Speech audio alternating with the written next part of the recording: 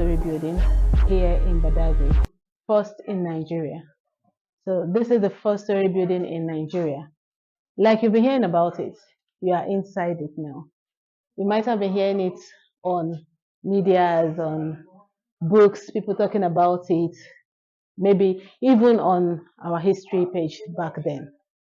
But really, right now, you are in one of the rooms, which is the living room in the first-story building among the rooms. History goes this way. I believe you've been hearing about the missionaries that came to Nigeria all the way from England, thinking of where to go, and the thought of Nigeria, no Christian race, no Christianity aspect in Nigeria. Then they decided to come to Nigeria. Back then in Nigeria, they were all idol worshippers and all sorts. So these people decided to bring in Christianity into Nigeria. These people, Henry Townsend and Thomas Bridge Freeman, they co-joined and came down to Nigeria. They are the missionaries, Christian missionaries, all the way from England.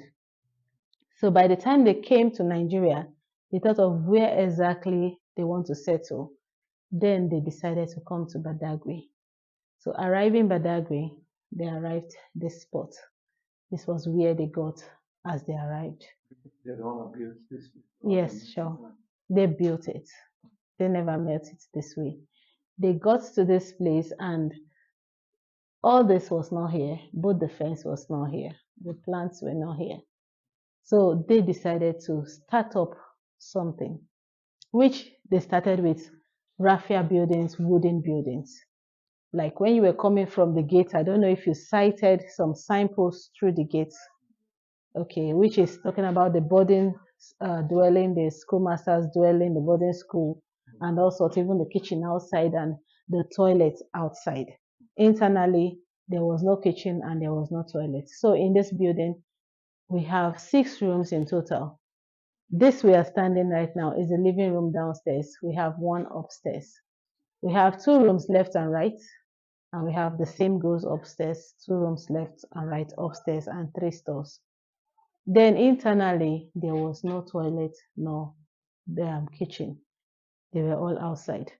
So these people now decided that they needed a place where they can gather and sit to just get shade for 1 or 2 of their programs, events, whenever they want to gather. They now thought about getting this place at the Agia spot, just a stone throw from here, outside. That is where the history came from, the Agia tree monument. This is the historical Agia tree.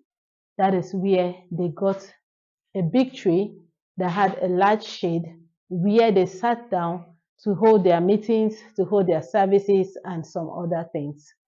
So that same place was where Thomas Bridge Freeman and Henry Townsend decided to stay and proclaim Christianity. So then proclaiming the Christianity under the same tree, September 1842, they decided to celebrate the very first Christmas here in Badagry, in Nigeria as a whole. So by December this year, Christmas celebration in Nigeria as a whole will be clocking 182 years. So by then, they keep holding their services and thought of what to do to this place, where they can stay and other things, and hold their school. So they decided to build this. Them deciding to build this, they decided to ship in materials from England, also from the high sea, the point of no return you're going to go now, down to this spot. And they started the material, they started the building. The material they shipped in are the brick stones you're seeing right now. The hinges used to hold the doors and the windows frame. The woods, all the woods were the only Nigerian material we had. Samuel Ajayi Crowther. He was the one that used this place for his Bible store and the stationaries. So in here is his room, this way.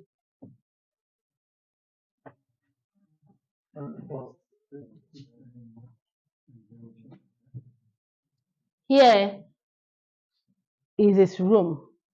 This was the room of Bishop Samuel Ajayi Crowther. He stayed in this room for 3 years to interpret the Bible. He was also brought in. If you can look at this, Bishop Ajayi Crowther was the first African bishop. He translated the Bible into Yoruba version. In here in this room, in the first story building, he also played the role of the interpreter. He was in this room when he interpreted this Yoruba version we have here. This was the Bible the missionaries came in back then with, and we have it still lying here till date. This particular Bible was brought in by Henry Townsend. Henry Townsend had to give this to Bishop Samuel Ajayi Crowther, and he stayed in here to interpret it into the Yoruba version. He was a slave. Bishop Ajayi Crowther was a slave back then. He was caught in his hometown, Oshogun. He was 12 years when he was caught in his hometown, Oshogun. Oshogun in Oyo State. He was caught and sold out to one of the slave merchants called Crowther. Crowther so loved him, took him as his own, and sent him to school. He finished from Furabe College in Sierra Leone and was able to speak over 19 languages. And that 19 languages, he was able to interpret the very first Bible in this room. You can see his anger over there and his shoe rack here. So this was not the only Bible he interpreted. He also interpreted other languages, like the Efik, which was the second Bible he interpreted. Wherever he found himself, he interprets the Bible. Finding himself in the East, he does that, the West and North and the South. So he interpreted more Bible in different languages. If you can see, the building you're seeing at the back there with 3 holes, that was where Lord Lugard's concubine stayed, Flora Shaw. She stayed in that building, and that was where she named our country Nigeria.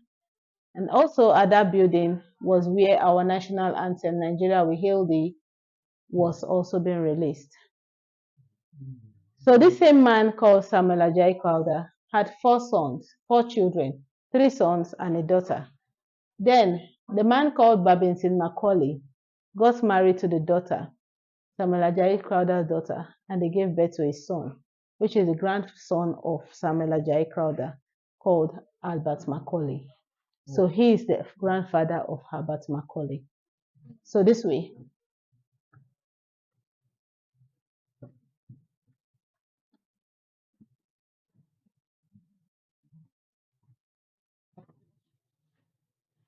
So we talked about the living room upstairs. And also the wood we saw downstairs is what we are marching on right now. By December, we'll be clocking 182 years. Seniors the building because it arrived first before the building was being built. 3 years after the building was being completed. By December, the building will be clocking 179 years. Then at the same time, okay, sir. Okay. So at the same time, as you can see, the woods is what we have internally with the floor. And also, these were the men that came with the Christian missions in Nigeria. Then here is the last room. This is the last room where we have the chairs, the only chair left, and the very picture of the first church we have in that picture, the very first story building. And here we have the first bank in Nigeria called the Save, where we still have some coins, naira notes, and some other cowries and some other coins in it. So we want to go down to the well this way.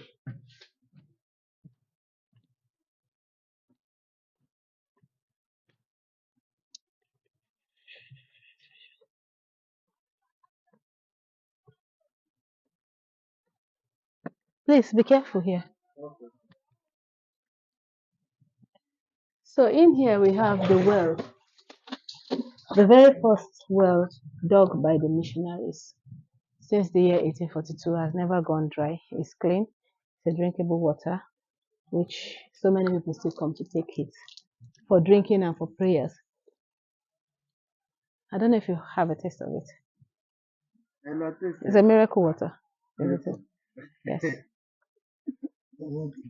So this was the well the missionaries dug back then, since the year 1842, for the first CMS well in Nigeria. Has never gone dry. It's tasteless, it's colorless, and it's odorless. So thank you once more. I still remain your creator here, Margaret Amedu. So that's the space of the church.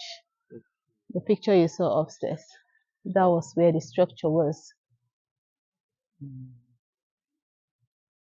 So it's called the Holy Ground, where people still come around to pray.